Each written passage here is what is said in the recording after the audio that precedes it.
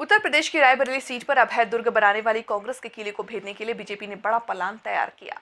Raebareli seat को अमेठी की तरह बीजेपी एक बार फिर जीतना चाहती है। यही वजह है कि अभी तक बीजेपी ने रायबरेली सीट पर उम्मीदवार का ऐलान नहीं किया।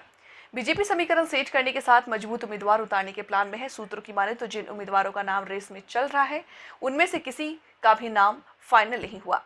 अमेठी की तरह बीजेपी किसी बड़े नेता को रायबरेली से उम्मीदवार बना सकती है। पहले चरण के मतदान खत्म होने के बाद पार्टी रायबरेली और केशरगंज सीट से प्रत्याशी का ऐलान करेगी। 2019 में रायबरेली सीट से कांग्रेस नेता सोनिया गांधी चुनाव जीत करके सांसद बनी थी।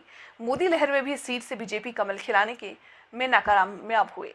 सोनिया गांधी के सीट छोड़ने के बाद बीजेपी रायबरेली सीट पर कमल खिलाने के लिए बेताब है।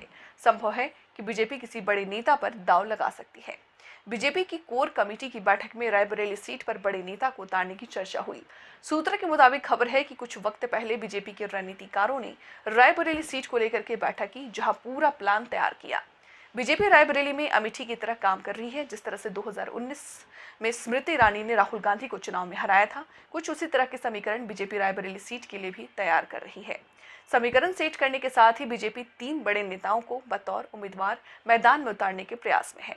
बीजेपी अभी कांग्रेस के प्रत्याशी का इंतजार कर रही है। जैसे ही कांग्रेस की ओर से प्रत्याशी का ऐलान होता है, उसके बाद बीजेपी भी अपने पत्ते खोल देगी।